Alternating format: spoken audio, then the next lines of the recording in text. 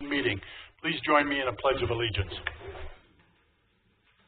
I pledge allegiance to the flag of the United States of America and to the republic for which it stands, one nation, under God, indivisible, with liberty and justice.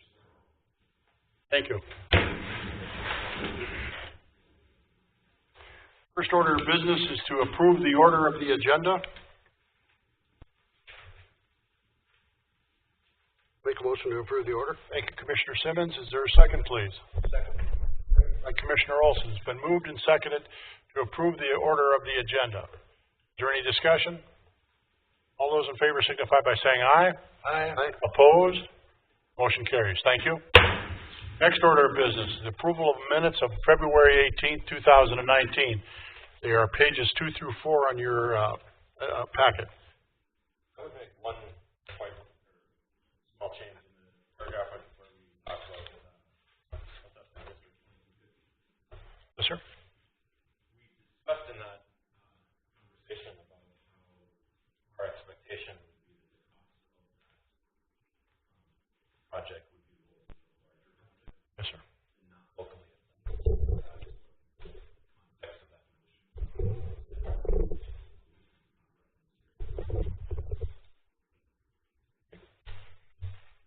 Are there any other additions or corrections to the minutes as presented?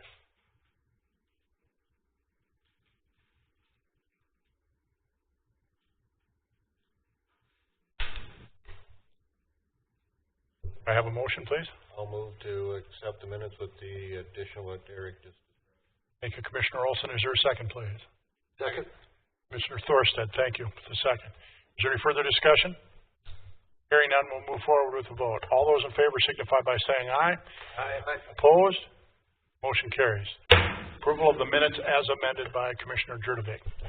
Next order of business is building permits. Item D.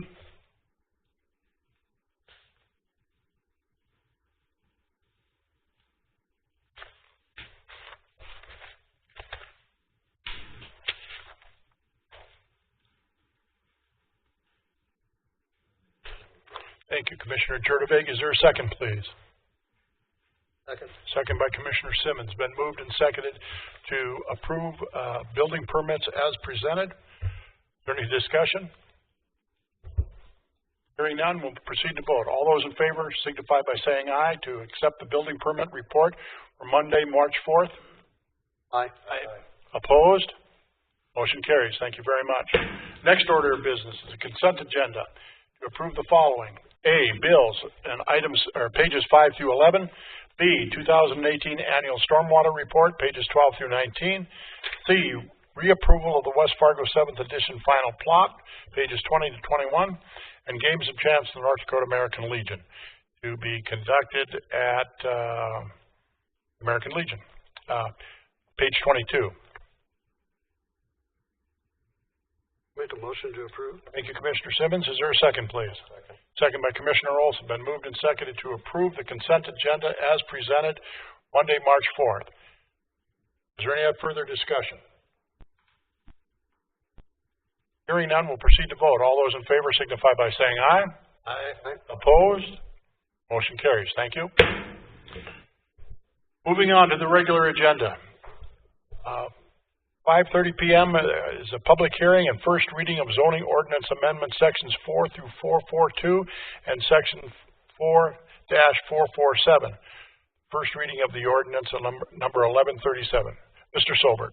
Thank you, Your Honor. We're doing this as kind of a courtesy to the Code Compliance Department. What they're doing is trying to clean up some language and further clarify how they can permit for pools. And one of the issues on there that we actually updated after our planning commission was there's a point in there where we have a requirement of a fence. At some points, the fence can be made by way of a barrier, so it's an above-ground pool. Maybe the above-ground pool is 4 feet, and they'll put a 2-foot barrier on that. That's deemed as acceptable for code compliance. Other than that, just some cleanup, and John's office has put together this cleanup for us to bring forward. When it has a planning and zoning implication, if it's part of Chapter 4, we're required to have a public hearing and recommendation from Planning and Zoning Commission. They did take care of that and have forwarded their recommendation to you for approval. with that, I'm available for any questions, and I'm sure John can speak to some of those as well. Mr. Shockley, do you have anything to add? Just briefly, thank you, Mr. President and members of the Commission. There are some cleanups of sections that we included. Specifically, the snow and ice removal is in a number of chapters, and so we decided as a group that it would be better to remove that from planning and zoning because it should be only in one section, not two. And we tried to clean up a number of redundant sections related to hedges as traffic hazards. We cleaned that up, and it's only in one section now. And then we added in a section regarding abandoned automobiles, and then snow and removal on public streets being a nuisance. So it's like Tim said, it's a cleanup ordinance, but we need to have a public hearing because it involves some zoning issues. Very good. Any questions for Tim or Mr. Shockley? Okay, we're going to close the regular agenda and move into a public hearing. We are now holding a public hearing for the zoning ordinance amendment sections 4-442 and section 4-447. Is there anyone that would like to make public comment on these ordinance changes? Is there anyone that would like to make public comment on these zoning changes? Is there anyone that would like to make public comment? Hearing none, the public hearing is closed. The Commissioners, what is your pleasure? We're back on the regular agenda and the first reading. Make a motion to put it on first reading. Thank you, Commissioner. Is there a second? Second. Thank you, Commissioner. Been moved and seconded that approve the zoning ordinance amendment sections 4-442 and 4-447 and ordinance number 1137. Is there any further discussion? Hearing none, we'll proceed to vote. All those in favor signify by saying aye. Aye. Opposed? Motion carries. Thank you. Regular agenda item number 2 is a public hearing for Hornbacher's liquor license application and background. Call on Mrs. Fisk, please. These are pages 38 through 53 in our packet. Good evening, President and Commissioners. Inside the packet, you will find the application for the liquor license for Hornbachers, as well as the background check done by the police department in relation to that location. There was some concern that they didn't have the name of the manager, but the name of the manager is listed in there. And I don't have his name right now because I wrote it on a different piece of paper and I didn't bring it with me. I'm sorry. But the background check for the current manager of the liquor store has actually been taken care of. The only thing left is once they hire employees, they will have a set period of time to get them trained through the training process for serving alcohol. So with that in mind, their background check came back fine, and my recommendation would be for approval. Thank you, Mrs. Fisk. Are there any questions of Mrs. Fisk?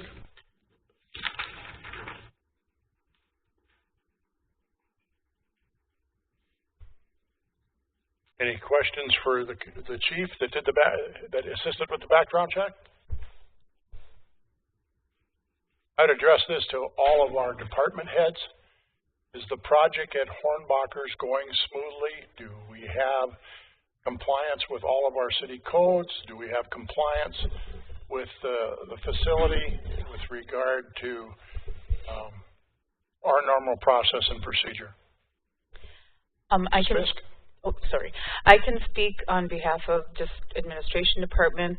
At this point, there's been nothing brought to my attention that Hornbacher's itself is out of compliance as a whole. The liquor license itself is separate from that. So let's say we approve the liquor license and there's other issues that are contingent that come in later. That doesn't affect, having approved the liquor license doesn't affect their occupancy or lack thereof. So, are we concerned at all, this I address to Mrs. Fisk and to the chief, on the number of compliance checks where law enforcement has done them? They've failed about 4 or 5, 6 of them in various other cities, including Jamestown. Is that a concern to you at all? Is that kind of a standard thing, Chief, that when an organization has this many liquor stores that it's a standard to be understood as? Mr. President and fellow commissioners, there's no concern on our part. Everything has checked out, and we'll continue with compliance checks here too. If we have issues down the road, it can be addressed, but from the background check in and of itself, there's no concerns here. Thank you, Chief. Commissioners, anybody else have questions? Just want to mention one thing when you bring that up, Mayor, that, Hornbachers was recently purchased by Corbin, so they're still a standalone itself unit. In my eyes, they've been nothing but the best in our community and the entire metro area. So I don't think it's fair to put them two together right now. I think they got to go on their own and do their own job, and I think they're doing great. So the parent company is Coburn's. Correct. Okay. And they're the ones that have all the liquor stores. Correct, but again, it's still going to be under Hornbachers, and they were just purchased. So I'm not going to sit there and downgrade Hornbachers. I think they're a great organization. So. Nor would I ever do that. Thank you.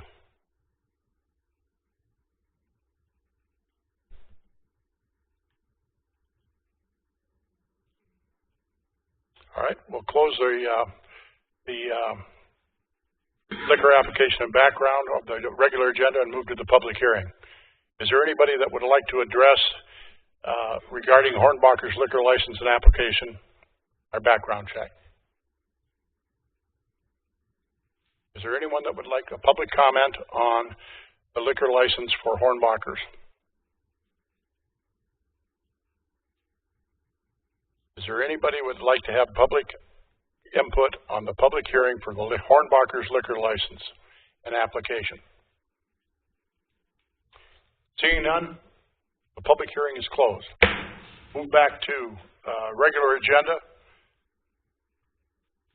And that's all we're doing is just a public hearing tonight? Is that correct, Mrs. Fisk or Mr. Shockley? No, this was the public hearing as this is a new location, but the request is to approve their liquor license, and that will be contingent upon them completing their server training when they get their employee roster.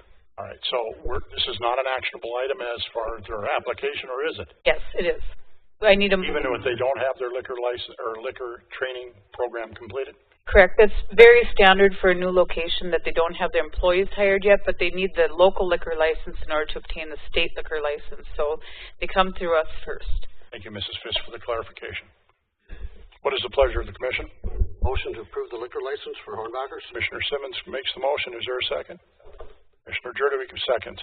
Been moved and seconded to approve the liquor license application for Hornbachers. Is there any further discussion? Is there any further discussion? Hearing none, we'll proceed to vote. All those in favor signify by saying aye. Aye. Aye. Opposed? Motion carries. Thank you. Next order of business is item number 3, the final plot approval for Strawberry Fields 3rd edition. Mr. Sobert. Thank you, Your Honor, Commissioners. This is a pretty simple, straightforward application. There's currently two platted lots. They'd like to turn into 3 to accommodate splitting up of ownership and development at this site. It's along 32nd Avenue. They've complied with all the requirements of the Planning Commission and are hereby recommending approval of the plat. There's no public hearing scheduled because the zoning is not proposed to be changed. Thank you, Mr. Sobert. Any questions, Mr. Sobert? So we're going from 2 lots to 3, or from 3 down to 2? Number 2 to 3. 2 to 3, okay. Yeah. The drawings just show 2 lots, that's fine. So the existing is simply 2 lots, and they're changing it from 2 to 3. So the plat should have 3 on there. The map that you would have seen was the existing. Yep.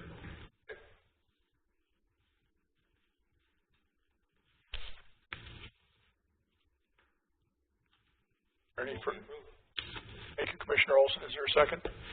Second. Commissioner Thorstead. Been moved and seconded to approve the final plot for the Strawberry Fields 3rd edition. Is there any further discussion?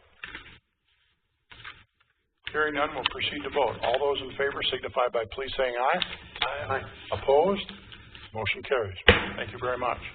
Next order of business, item number 4 on the regular agenda. Final plot approval for Brooks Harbor 9th edition. Mr. Sobert.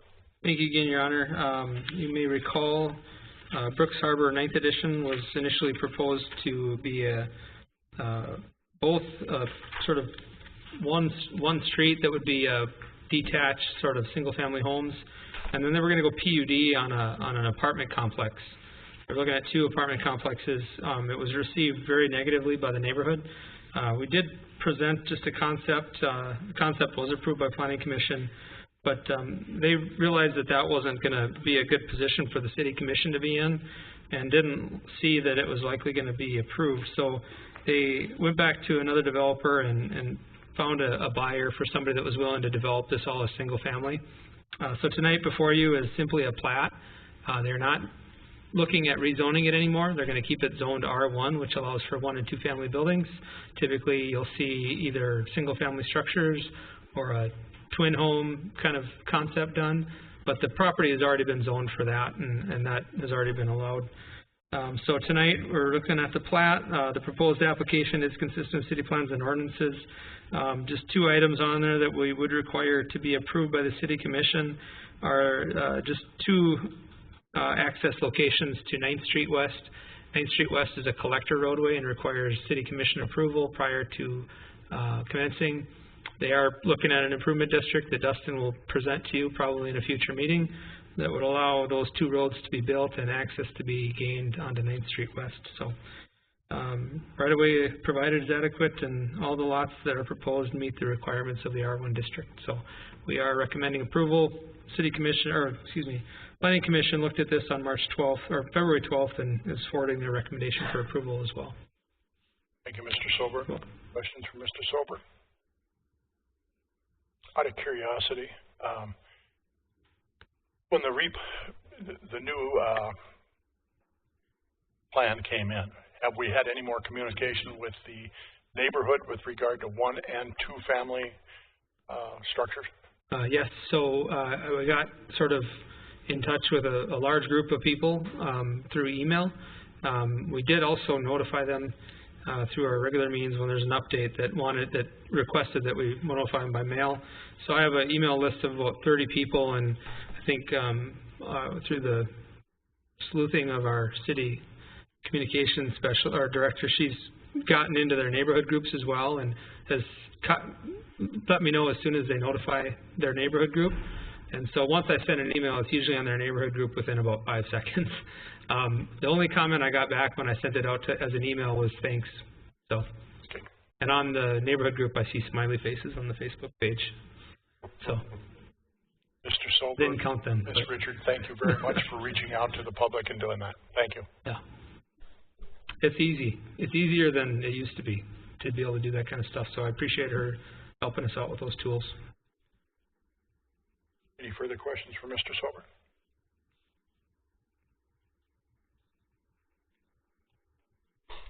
Pleasure. Make a motion to approve with the 6 conditions. Thank you, Commissioner Simmons. Is there a second, please? Second. Commissioner Olson, thank you for the second. Been moved and seconded to approve the Brooks Harbor 9th edition final plot. Is there any further discussion? Is there any further discussion? Hearing none, we'll proceed to vote. All those in favor signify by saying aye, please. Aye. Opposed? Motion carries. Thank you very much. Item number 5 is to review the amendment number 1 for Moore Engineering's MSA. Mr. Shockley. Thank you, Mr. President, members of the Commission. So Dustin and I will be just tag teaming on this issue tonight. Tonight before you, we're just asking you to review the amendment and then we'll make whatever changes come out of tonight's meeting and put it on the agenda for next meeting for approval. And so this kind of started out as a result of the city of West Fargo hiring its own city engineer. Prior to that, under the MSA with Moore Engineering served as the city attorney or city engineer. And as a result of now having an in-house city engineer, we needed to amend the MSA. And so what I handed out, and I think was in your packet, was an amendment. I'm going to cover just kind of the legal items regarding the amendment, and then Dustin is going to go through the flow chart and some of the changes to the task orders. And so really the amendment to the agreement itself is pretty simple. We're changing out some of the personnel that would be direct contact with the city. Obviously, Dustin is now in-house city engineer, so he would no longer be a contact for more engineering. That's really set forth in item 1. Section 2 of the agreement, the city engineer and city finance director would be reviewing the invoices. And then we are making some modifications to the non-exclusivity provision. We did have some comments that Dustin and I met regarding just prior to the meeting. First and foremost, we have to do a cleanup. There was a typo. It should have been task order 2, not task order 3. And then there was a kind of an explanation about why do we give the non-exclusivity, and that's because More Engineering has been providing discounted services for task order 2. In addition, they provide a flat or a fee not to exceed 11% on most projects, and so the request was to incorporate additional language in Section 18 to talk about that 11%. So Dustin and I are going to work through some proposed language and bring that back to the commission. The other change to the agreement itself is just updating the contact information for more. I'll let Dustin go through kind of some of the changes in the task order and then also the project flow chart. Thank you, John. Thank you, Your Honor, and members of the Commission. Well, so to pick up where John left off, I'm going to go to the project flow chart. And I'm going to start by saying there is already a change that needs to be made to even the revised one that you have before you. What was in the original MSA was a threshold, if you will, as you follow the project flow chart down. Once there's a scope identified and More Engineering has provided us a proposed fee for the work, at that point in the flow chart it needs to have a threshold of $50,000. And if it's under $50,000, then Tina has the authorization to proceed and execute that task order. Now, there will be certain times where she might take a task order to the Commission, even if it's $500, if she thinks it's worthy of an open discussion. But in general, the MSA is set up so that she does have the authority to execute task orders under 50. If a task order is being proposed over $50,000, then of course it comes back to the Commission for approval and execution. So at the top, one of the revisions, one of the first boxes there, it says authorized staff will work with More Engineering on determining a scope of work. I think Tina wants a little bit of clarification there in that, what does authorized staff mean? The intent really is that there's really only going to be a few of us directing work, and that'll be myself, Public Works Director Chris, and of course Tina. There may be some times where other directors get involved, like Tim, Planning and Zoning, currently has an agreement with More Engineering that's working on some downtown related items. Finance Director, so on and so forth. So, you know, when we look at it, it's probably really just a handful of people that will be authorized to develop scopes of work. Maybe a question or a thought from the Commission would be, do you want individuals listed as to who has authorization, or is understanding the intent of really limiting that authorization to a handful of director positions good enough? Beyond that, though, the rest of the flow chart is the same as what it was in the original MSA. The other significant change that we are implementing now within the MSA is Exhibit A. Exhibit A, with this amended agreement, we are laying out the groundwork, if you will, for design and construction services. So in the MSA, we're calling this a template for design and construction. And in there, it's going to identify the common tasks associated with a given project where traditional design and construction services are going to be provided. It's important to understand that within this, we are going to highlight the specific items that will be included within this 11%, at least on a very typical average basis. But Section 3 within this template is where now additional services will be identified for each project. So if we get into a roadway construction project and we anticipate a lot of right-of-way acquisition or other types of services that are not included in Section 2 where we have the basic services, preliminary engineering, final design, bid negotiating, construction services.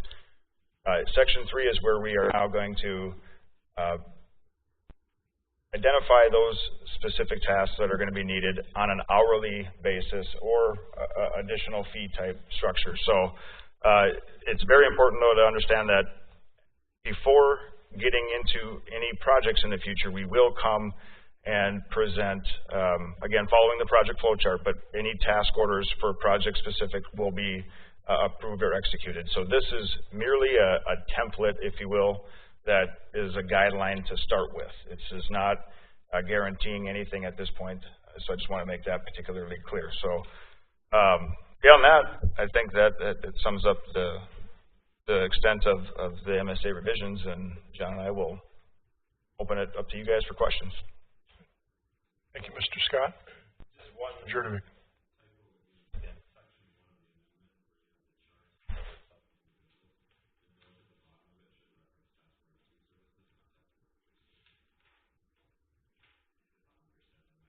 Yep.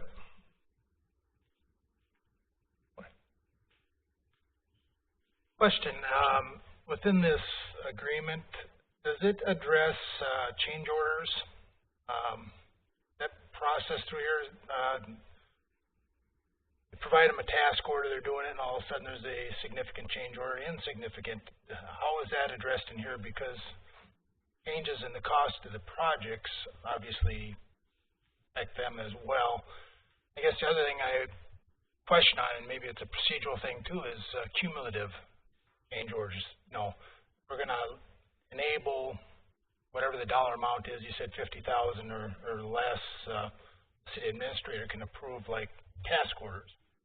If that's going to apply to like change orders, what if we get cumulative change orders and all of a sudden we've got $300,000 or something that builds up? I mean, how will that fit into the process? I guess is what I'm trying to say. It used to be that all change orders came to the commission. I don't know if that's absolutely positively necessary, but when they start stacking on each other, it does give us cause for pause. Right. Well, I'm going to start by answering the question with my own question. Just for clarification, when you say change orders, you're referring to change orders on a construction project, a construction project like Sand Street. Any project, you know, you give them a task order, and they're going to engineer a street, and we go get bids, and it's whatever, $1 million. Yep. And all of a sudden there's change orders along the way for whatever reason. How does that factor into this program, or is that something totally outside of this agreement with them? And if so, how are we going to handle that? Because quite frankly, we've seen change orders on some recent projects that at least I personally wasn't aware of. You know, it happened, and I'm not saying they weren't proper, they weren't handled properly, but I'd like to know how they fit into the whole system. So I think there's two separate discussions that should probably occur. One is the contracting side of the actual improvement itself, whether or not, you know, what is the protocol for acceptable change order, when does that need to be presented, what's the process. The second component, which would be more specific to this agreement, is do those changes in the change orders in the underlying project, how does that affect the compensation provided to the engineer? And if you have a not to exceed percentage of 11%, just use 11%, if, you know, the engineer is then taking the risk that if you do a change order, and I know this isn't as common, but if you do a change order to reduce the price, to reduce their compensation, most of the time we think about it on the upside, that if you have a change order that increases the construction account, then their compensation would increase. That would probably be something that we specifically want to address on the individual task orders for the project.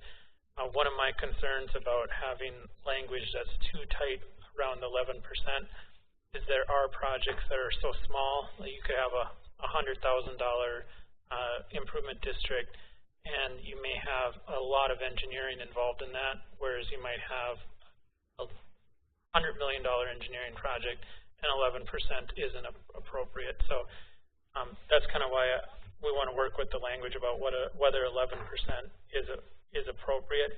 I think, you know, that's a good question of, do we want to put language in the task order that if there's a certain threshold when we do a change order for the underlying improvement, that you'd also have to do a change to the compensation provided the engineer. I don't know if you have any thoughts on that.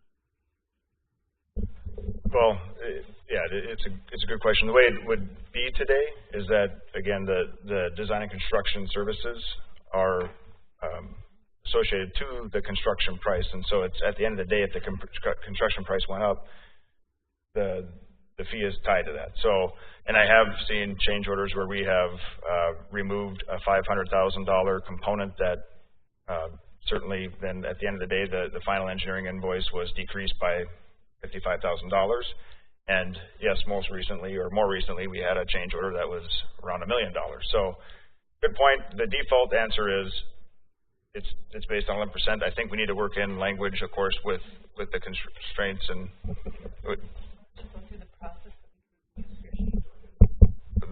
Okay. Yeah. Okay. So, when we are in a construction contract, for the construction process, a change order is taken. There was a threshold set up for who can authorize change orders. I can't recall how long ago it was, but the commission established a threshold of $25,000. Public Works Director could authorize those change orders. Anything from $25,000 to $100,000, the City Administrator, Tina, could authorize a change order. And anything $100,000 or more had to come to the City Commission for approval. Now, again, that's a change order for the construction contract. That's not necessarily changing the task order. But there is that threshold. What we don't have in the project flow chart is if there is an amendment to a task order. So let's say currently right now we're under a task order for the services on Cheyenne Street, the road diet project.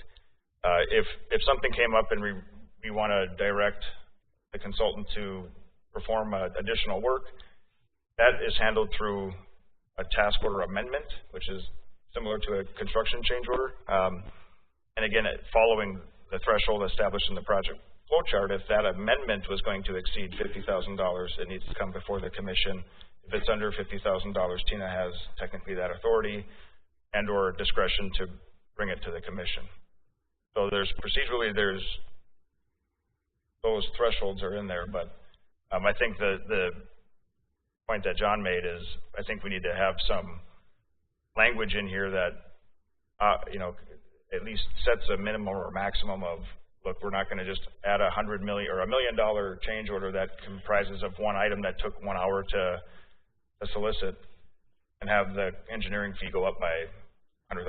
I think that's partly where you're going as well. Yeah, I just want to make sure we have a procedure to it. And again, I'd also be concerned about cumulatively. They could come in and hit you 6 times for $25,000, and all of a sudden you get real money. You get real money the first time, but the point is what is our procedures and how do we handle them? And so all of a sudden we don't approve a project for whatever, and it ends up being significantly more for whatever reasons, maybe legitimately or probably legitimate, but still we don't know. All of a sudden we're surprised with what the final price is. I have one more comment I'll add to that.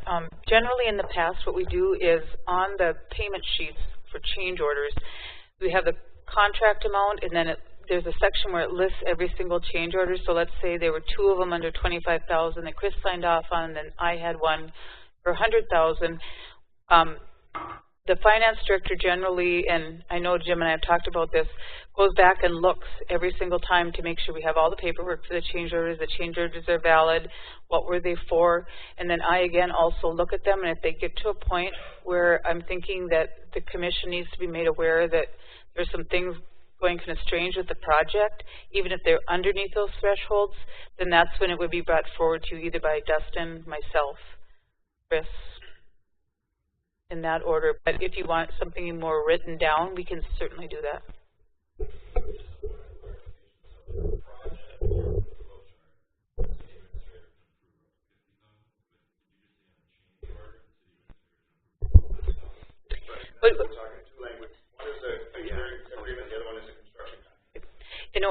what the flow chart is getting at is, let's say Chris or Matt or somebody has an idea and we need to contract with more engineering to do a study for us, let's say. And they come up with a study and they say their ballpark price on it is $30,000. Talk it over with staff, they say, yes, it's very valid. I would be able to allow them to go ahead. Now, if it's not something I'm comfortable with, I would come to you and make you aware. But those are just task orders or, you know, getting information, because the final project has to come to you guys for approval before the project can be done. So it's just to get the task order going and to have them give us an estimate for a project cost, correct? Well, is that task order only cover the planning purpose, or does it cover construction as well then? Does it go start to finish?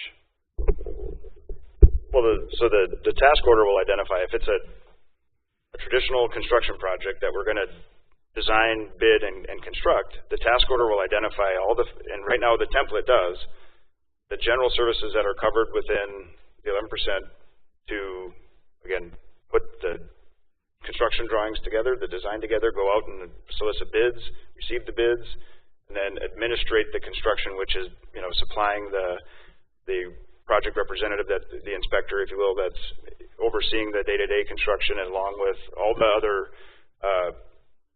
items that go within the construction phase. The task order takes us all the way up to, again, we have the flexibility to add what kind of additional services we want, and if it's a matter of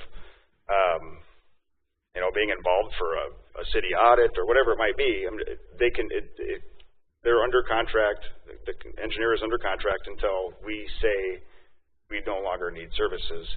And then what the template is doing is, at this point, excluding the additional services, the typical construction services will get us to a point where the final closeout of a construction project has been done. So that is, final payments are made, all the files are in order, everything has been submitted and delivered to the city, and we are all in agreement that the project is, so to speak, closed out.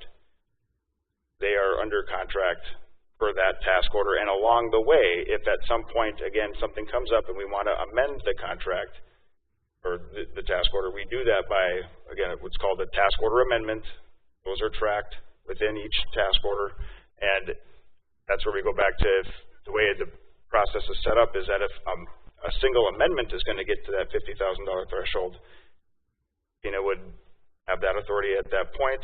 Or if it's looking like there's going to be a dozen amendments, each at the amount of $5,000, instead of just playing the game, the shell game, if you will, and hiding $5,000 amendments all the way through so that we didn't have to go back to the commission, there would be that smell test, if you will, between either myself, Tina, other staff, and again, at some point we'll come back to the commission to make sure that the checks and balances are there. Yeah, that's my concern. I just don't want those to be a part that's just not part of the whole program, and then all of a sudden we just get hammered with change orders for whatever reason. Yep. And, you know, project is being built and we don't have a heck of a lot of options but to go ahead and do something. But as long as you have procedures and you're going to have checks and balances along the way, that's... Commissioner Thorstad, I think if that starts happening, it's time for a new staff probably, so. So, I trust our staff, I think. Well, I trust, I think it comes down to having procedures. I mean, we can all say, well, yeah, that's the way we do things, but you know, we should have it down in writing. This is how we really do things. I have one more question, and whether it's a task order or a contract, either one. So the contractor, or on the task order, or on the contract order, comes to Chris and wants to make an amendment to it, and it's $25,000. Chris has that authority. Okay? 2 days later, they come back with another one of $25,000. So is the accumulative $25,000, so now all of a sudden they've asked for $50,000. Does Chris still have the authority to continue to, or is that capped at the 20? Again, yeah, so... I know we're getting into the weeds. Yeah, and from a technicality standpoint, someone could, again, start playing those games. But, again, Chris should himself realize that, wow, this is the third one within a week that I've gotten that are under $25,000. Maybe let's lump these three into one single one. It'll be $75,000, but now we can discuss this with the commission. But construction contracting is a little goofy. I can say that just the first phase of Cheyenne Street, there are how many change orders right now, Chris? We're at 14 or 15 from what we saw last week. There's 14 or 15 change orders, each with varying amounts. If you were to add them all up, I know for sure it's over $100,000, but if you were to individualize them and spread them out, some of them are authorized by, whether it was Chris or if they were over 25, Tina, but there are times where we do recognize, hey, there's a handful of things. Generally, it's when the nature of one particular piece is going to exceed that number is when now we need to have a bigger discussion as to why or where. If it's a matter of throughout the life of a job, and yes, the total of 10 different change orders added up, that's a little bit, I think, different than what the original intent of setting a threshold was. But again, that's all part of the picture here is, we have that written out, and are we all on the same page of what our directive is? And I think that's what we need to get on paper for certainly the March 18th meeting, is just to better identify that on paper so that there's little or less questioning on that process. Any more questions?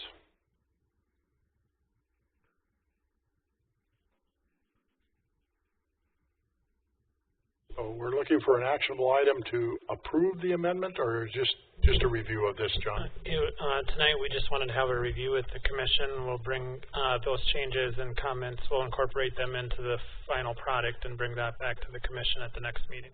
Thank you, Mr. Shockley. Are there any final direction that you'd like to give Mr. Shockley, Mr. Scott, or Mrs. Fisk with regard to this discussion? All right, we're going to close item number 5. Move on to number 6, to review the mass transit agreement. Mr. Weil.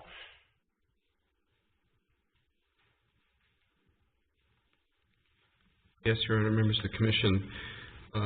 Tonight we have with us Julie Baumelman and Matt Peterson from Fargo Transit, and we're looking at updating the agreement that was in place. It expired last year, be a new agreement for 2019, and so some information that we had requested of them, in addition just to the agreement, was some rider statistics. And then over the last couple weeks or so, the two city attorneys have been going through the agreement to make sure the legal information is provided there. But with that, Julie and Matt have a presentation for you, and then we'd be open for any questions that you might have. Thank you, Mr. Weil.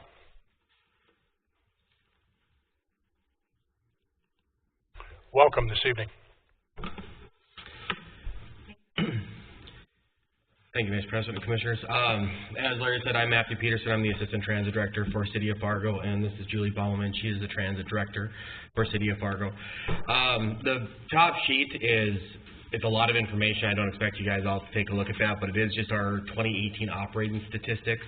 We do operate the service in Fargo and West Fargo, and then we work closely actually in the same building as our Moorhead counterparts who operate the service in Moorhead and Dilworth. So that's where the MAT bus comes in. It's kind of the whole metro area from Dilworth all the way out to West Fargo. We have 25 fixed routes, and then our paratransit service, which is operated jointly across the river so that it's a seamless transportation system for all citizens of the Fargo-Moorhead area. This very busy sheet will show you our ridership numbers. Last year in the metro area, we did just over 2,014,738 trips between fixed route and paratransit. It has our on-time performance information on there for our routes. Obviously, we had some pretty heavy impacts with some construction that was done on the West Fargo side, Fargo and in Moorhead, of course. That always tends to be problematic once in a while. And then we break down our revenue miles, our revenue hours, and our passengers per hour. That's all statistics that we have to provide to the FTA, Federal Transit Administration. The back page of it kind of goes over some of our complaints, collision records, comparing the previous year to this year. Again, it's more or less just information for you to take a look at if you're ever curious about what we're doing and how it's going. So, as Larry had talked about, every year we come to you guys, you do pay a portion of two separate routes in West Fargo. We have Route 20 and we have Route 24. There were some changes in 2018. In our previous agreement with you, it was actually Route 21, or I'm sorry, it was Route 22 that you guys paid a portion of. However, with the construction projects that I had mentioned earlier, we did find that combining Route 21 and 22 to improve the timetable on that made more sense, which is why this year it looks a little bit different, and we're talking about Route 20 instead of Route 22. And then Route 24 services the Stanford Medical Center. And so what happens is we break those routes down by mileage. The mileage that's performed in Fargo, we pay that % of the route, and then the mileage that's performed in West Fargo, that's what we bill you guys for. And that's why this agreement comes kind of late into the year, is we want to ensure that we have accurate numbers for the previous year, so that we, that we're billing for the correct amounts. We did include a couple of really big PDFs here. So that is our Route 20. It hubs out of West Acres here. It does service quite a portion of Fargo, and then this salmon color, you might want to call it, that's kind of where the West Fargo boundaries are. And then here are the ridership breakdown by individual bus stop. Again, a lot of information you may not necessarily need at this moment, but we have been talking with Larry about the potential of putting some shelters in to better serve passengers in the West Fargo area. Right now, West Fargo routes do not have any shelters for passengers, and we are seeing some increases in ridership, specifically at the West Fargo High Rise, the new Hornbachers. We don't have a route going past there yet, but then down by Costco, new Cashwise on Route 24, some of those areas are starting to see some increased ridership now that the routes have been out there. Will there be a route and stop at the new Hornbachers in the future? At this point, we don't have one planned. Now, that's definitely something we should be taking a look at. I know we had briefly mentioned that with Larry. That's something that we're going to have to, take a look at and see what we can do. But we're always changing and trying to improve the routes and keep up with the changes in the Fargo-Moorhead area. We have a really interesting community here that loves to build, and sometimes transit just doesn't move as fast as some of the other things do. But we did highlight some potential areas for shelter locations. And Fargo is actually, we actually purchased 10 new shelters for some of our higher frequency routes. And so we have some shelters that we're looking at providing to West Fargo if you guys were just to pay for the cement slab that they go on. So a lot of times you guys can butt those up next against a street project or something like that. And of course, Larry has all the details. The next map is the Route 24 one. Again, very large, sorry. That is the route that services West Acres. It hubs out at West Acres, so they can catch 20 or 24 at West Acres, and it does service the Stanford Medical Center, which is right about here. And then you can see where we go into West Fargo, and we actually even get out and service a part of the Eagle Run area. We have some ridership out there, which we're very pleased that we're able to get a route out that far and bring them back in up along Veterans and bring them through Costco and some of those new hotels that are being built out by the hospital there. And then again, breakdown of ridership by individual stops. One important piece to mention on the ridership is those are boardings only, so keep that in mind. We really don't have a way to record passengers getting off the bus, so that's them boarding at those specific locations. So that's kind of the fixed route portion of it, and then in paratransit, our costs in paratransit are slightly different, so we use a different formula for that, and that's all billed out by individual ride. Instead of the cost for the route itself, we figure out what our paratransit service operate, or our cost per passengers in paratransit, and then we have a software that will actually separate out West Fargo, Moorhead, and Dilworth ridership, and then we bill based on that. And that's all within the contract that our city attorney, Nancy, was working with, and your guys' city attorney here. So, any questions, Julie? Did I miss anything? questions of Mr. Sorry, Peterson? that's a lot of information in a short amount of time. I do, thank you, Mayor. Yeah, on Route 20, I'm trying to figure out where this goes. It looks like it goes to down 13th Avenue, is that correct? And then back north, right? Yep, that is correct. So it actually departs West Acres.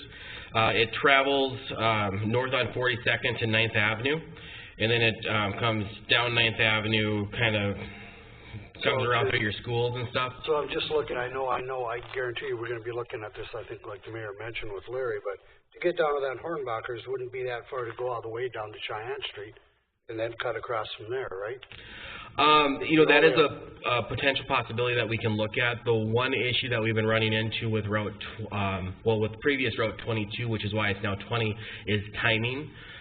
Fixed route is with traffic lights and traffic, pedestrians, things like that, and so we just have to make sure that it works in the timing. I just think it would be nice for the people at the high-rise and senior citizens and different people to be able to Sure. a grocery store like that. Yeah, no, and and I agree. We definitely have had those conversations with Larry, and we know that it's a future need that we're going to have to address, hopefully sooner than later. Okay. Thank you. Any other questions? Please, Mr. Forsyth. Just for clarity, did you say that you base the cost to the city of West Fargo based on the mileage of the route? Yes. Not the ridership? That is correct. In fixed route, we do that based on the mileage of the route. Those are fixed costs where ridership is not. For example, we may have several people boarding in Fargo, but they're coming out to West Fargo. And so with fixed route, we know what it costs us per mile to operate that vehicle. And so we can break that out based on how many miles we're serving in West Fargo versus Fargo. The thing is, we don't know which way they're going, but on looking at 24, for instance, there's a lot of miles within the city limits of West Fargo. But you got 12,000 people boarding at West Acres, and you got 6,900 boarding at Sanford. Now, if I don't know if they're coming from West Acres to Sanford and turning around and going back, which would be, a Fargo, that's by far, where most of the ridership is, which is logical. And there isn't so much in West Fargo. I mean, we like having it going through West Fargo, but I'm not sure, and I don't know what the formula should be, but just on paper, it looks like it could be disproportionate cost on that route that West Fargo's picking up for that route based on those two significant rider locations. Yeah, no, and I definitely understand where you're coming from. You make a lot of valid points. One thing that I think is important to understand is the agreement that we've had with West Fargo and our buses has been long-standing, and this is kind of how we've done that. Part of the reason for that is we don't come to West Fargo for capital costs. So, for example, a bus costs us anywhere between, I think our last bill was $490,000. Unless we bought a hybrid, then it's $650,000. So we don't come to West Fargo and say, hey, we need local match for this. We go out, we get that grant information, we take care of all of the admin for you. So you're right, on paper, fixed route looks a little bit lopsided and off balance, but really we're taking care of all that work for you. You only have to see me maybe once or twice a year, and then we just provide you the information. We can always take a look at some of those agreements and see how they've been done. They've just been done this way for a very long time. But I will tell you, with fixed route, Route 20 is only a once-an-hour route, and so really you're only getting 30 minutes worth of service there, and to pay for that full vehicle for that route would double your cost. So it's a way for us to cost share and kind of even out those dollars on both sides of the cities. I know on paper it just doesn't look ideal, but we've been through it many times trying to find a common denominator on how we can keep it consistent so that you guys don't see large increases. For example, this new area on Route 24 has been building up like crazy. There's new senior living places out by that Cashwise. You look at the environmental justice portions that are out in the Eagle Run area. If we were to bill you monthly based on ridership, that swing could be several $1,000s. This way it's very easy for you guys just to get kind of one solid price and plan that cost throughout the year. Yeah, no, and I think transit's very important, and I support it. I just want to make sure that we're paying our proportionate cost, for the service we're getting. And I trust we do. Now, West Fargo doesn't get, but Fargo, Moorhead, do you get money from the federal government to support the system as well? We do, yep. Julie is very good at applying for grants, And so we get a lot of money from FTA and from the state of North Dakota, and then Moorhead actually applies for their own grants for theirs. We don't cross any money between the two cities, except for jointly operated facilities such as our transit terminal downtown at 502 NP Avenue. And then we cost share in the building, our admin office on 7th Avenue North, because Moorhead does own a third of that.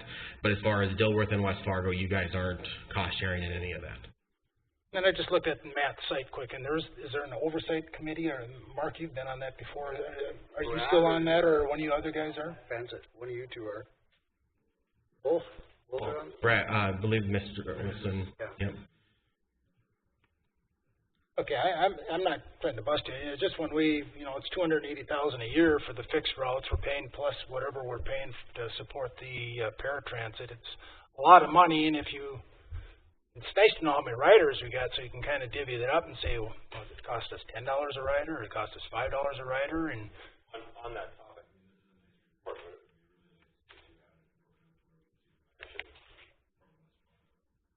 I can only get to that if I go through Yes, okay. broken up here for other areas. So it's really hard. I'm going to do that because I'm curious. Yeah, we can certainly add that column on the report and, kind of try and separate the West Fargo ridership out there.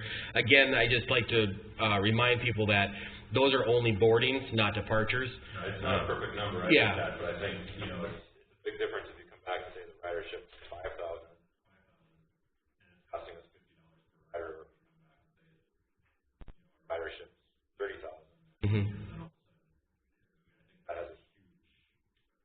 at least it makes us feel better. Yeah, no, I definitely understand it. Just to give you an example, looking at like 2017 numbers, our fixed route cost per rider, you're exactly right, was like $5.32 per ride, and our paratransit was almost $30 a ride. So yeah, but we can definitely do a better job on some of those reports for you guys, so you don't have to do so much math. We want to make it as easy as possible. That's why we've kind of maintained this relationship and kept it, and it's worked really well. So about 2 months ago, I asked these same questions of Larry when we were meeting on a cost per type thing and return on our investment and the like, and his response was that we'll have them come and present before the full commission, Bernie. So Eric's point and Michael's point of, it's a deceiving number, I'm sure. The fact that you even, the rates that you figure out is so much a mile, rather than how many people are on the bus, because I know since I've been elected to this position, I'm always peeking in the windows as a bus drives by to see what type of ridership we have in West Fargo, if you can, So we thank you very much. Is there any other questions for Mr. Peterson? Or Mr. Wild? Or Ms. Bommelman? thank you. Thank you for joining us this evening. We appreciate it. Larry, do you have anything else for us? It's just the agreement that is before you for this year, 2019. If you have any questions of either John or myself on the agreement. Well, I noticed under section 1A, this is Route 22, but we're talking Route 20. I'd have to be.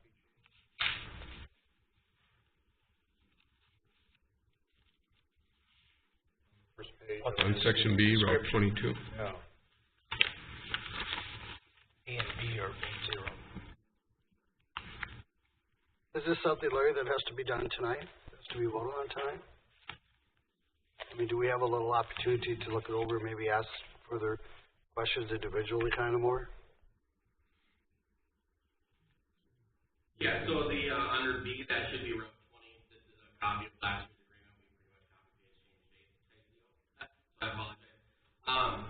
It says we're still operating your service. I mean, we always do that in good faith with you guys. So if it's something you want to take some time, and it does not have to be done, but we do like to bring this in front of the Fargo City Commission after you guys have approved it as well. So, yeah, if it's something that if you want more details, anything, just let us know. We're happy to. I guess, Commissioner. I guess I would prefer that we hold off for 2 weeks. There are some questions I have. I think some of us have questions. I think if it doesn't have to be done, I'd rather meet individually with you and have a couple questions. I don't know, Commissioner Gjerdevig, I think you seem to. Well, I mean, I would like to go through and understand West Fargo's ridership. I don't think it's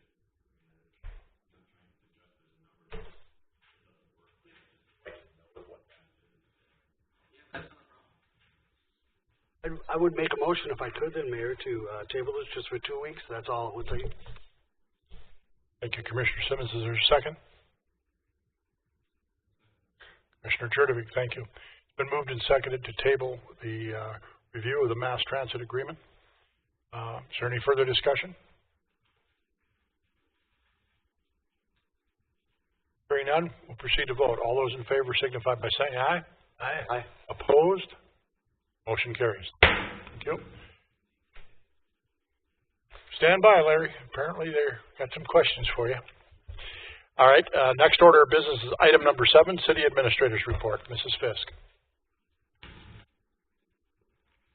Good evening, President and Commissioners. I don't have a lot of items on here for you today from me. I just wanted to let all of you know that Bernie has graciously offered to go back down to Bismarck. The Prairie Dog funding bill is up again tomorrow, and he got it through the House, and he's gonna rail it through the Senate. I know he can do it. Melissa and staff worked with him and got some stuff together for him, and he'll head down at the crack of dawn, and we'll see what happens. So, other than that, anybody wants to ride along? It's 9. I got to be in Bismarck in testimony by 9 a.m. So you're welcome to ride along. I have a meeting. Sure you do. Right now, with the weather that we've been having, it's rather timely. Chris is going to come up and give you some information on our snow removal costs and winter costs already so far this season. You might be surprised. Thank you, Mrs. Fisk. Welcome, Chris.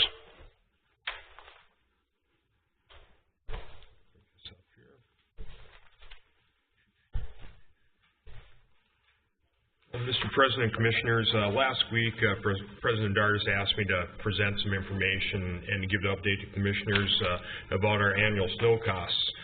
Typically, we don't track a lot of storm costs or analyze in our budget. We only have a couple line items that we actually track, ice and snow control, and we have one for equipment rental. So typically all the other costs are labor and things like that. They're going our normal line items, and so we don't always look at these numbers. Boy, that came up different. But I'll just bring all these numbers up. First of all, I just want to talk about what type of stuff we do out here at Public Works. So we have 21 pieces of snow removal equipment. I haven't listed what type of ones we have there.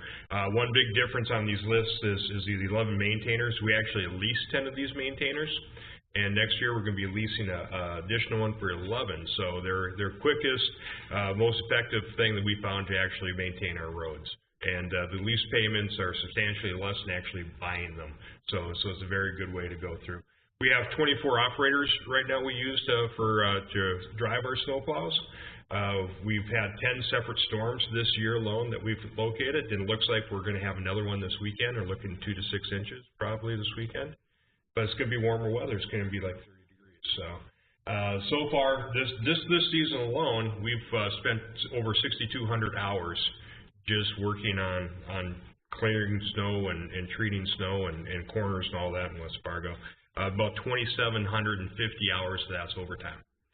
So what that's really telling me is that there's a lot of overtime is a condensed amount of time where all these storms have been hitting us.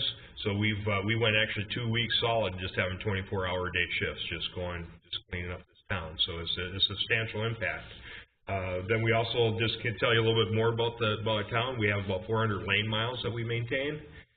We've used 1,100 tons of salt, which is a very substantial amount of salt, and we've put out 175,000 gallons of salt brine.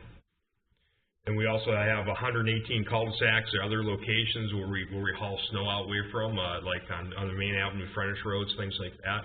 And so far we've taken about 3,600 loads of snow out, truckloads, all of those locations. And we have 3 dump sites within town. We start with 4, but Foreign Communications on Main and 9th Street is developing that location, so they asked us no longer to dump snow out there. I guess they want to actually construct something this year. So some of the costs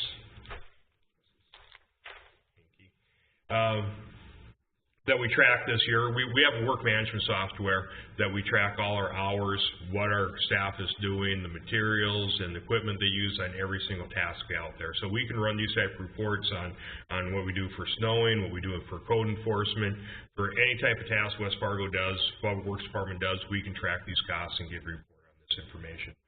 But we tell you that our 21 pieces of snow removal has cost us $487,000. Cost to us. We use FEMA rates. Those have been verified for cover whole, not only the depreciation of the vehicle, the maintenance, the fuel, all that's a standard cost. If there's ever a snow emergency or a FEMA declaration made and they want to reimburse us, I remember one time the state did do that we would have this information in a ready form for the state or any authorities that need that.